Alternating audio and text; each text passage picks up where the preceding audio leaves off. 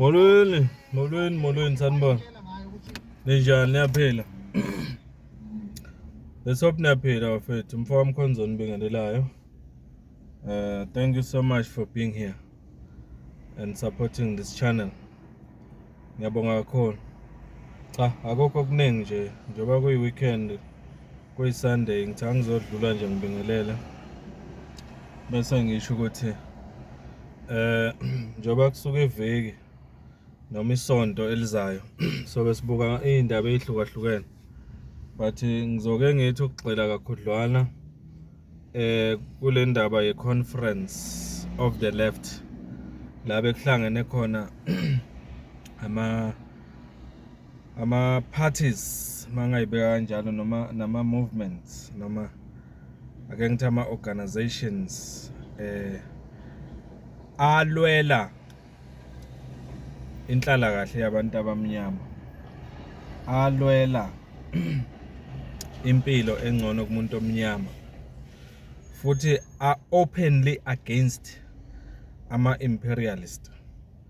Lapha sikhuluma ngamaqembu afana no MK Party, sikhuluma ngamaqembu afana no EFF, sikhuluma ngamaqembu afana no SACP, ama organization afana no SANCO, ngabala ngithini maningi ahlangene ke la njengoba sibonile, adingida izindaba ezithinta abantu abamnyama specifically ukuthi bakhululwa kanjani ebuqilini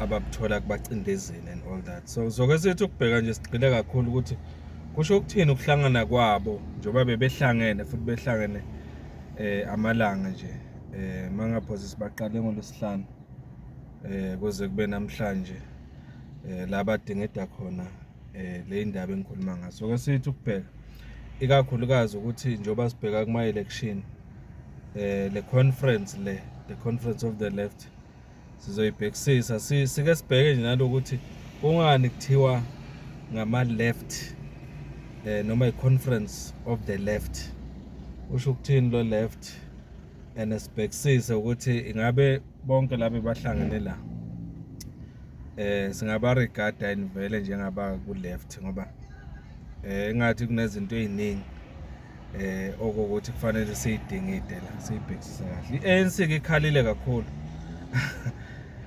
ngale conference njengoba sibonile ayibanga party yayo, kodwa nayo is regarded as a left party, kodwa beyingekho la. So kubhekana konke lokho ukuthi kusho ukuthini, sibheke nokuthi yini eyishilo i-ANC okube izathu ezenza ukuthi ingabi part yale conference le and all that. Sibheke ukuthi kusho ukuthini futhi lokho njengoba sibheka okhethweni.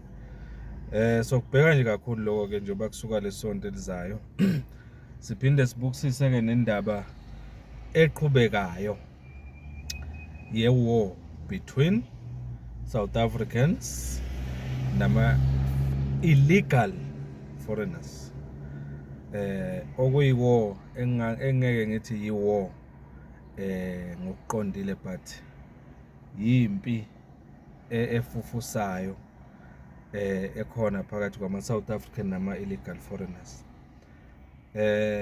Sizoyibe silosiqhubeka siyibheka, sibonile ukuthi bekunesithangamsa beindaba ebesivela kuphakela umthakathi nongizwe. Namhlanje sizobheka ukuthi bes about what, sibuka nje izinto eziningi ezithinta le ndaba le ekhona, naloku thukuthela kwabantu bese bayohlasela izidolo zabo kufika and all that. So bese lo sikubheka nje beviki liqhubeka kuningi bafethu esizokubheka nje. Ngithake ngisho nje la ukuthi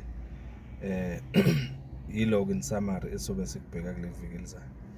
Ngiyabonga kakhulu, but nani ningashare la ama ideas wenu no nembono yenu nenicabangayo ngalezi zinto lezi engiyiphawula la, nokunye engicabanga ukuthi noma enicabanga ukuthi kubalekile ukuthi sikubheke njengoba kusuka lesonto esiya kulo kusasa njengoba kuyi 1 June.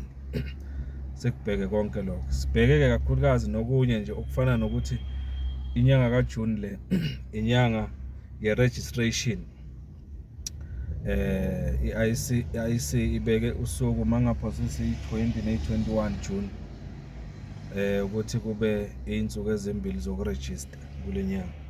Sizokubuka nako konke lokuthi kusho ukuthini. Kuningi nje esizokubheka kule viki. Ngiyabonga kakhulu ke bafethu, asihlangane ke kuma comments wenu ukuthi nicabangani ngakho konke lokhu. Nani ninga-add okunye nicabanga ukuthi kufanele sithi ukubheka njoba uqala uJune. Ngiyabonga. Ngiphile ke bafethu, sohlangana kuma comments. Thank you so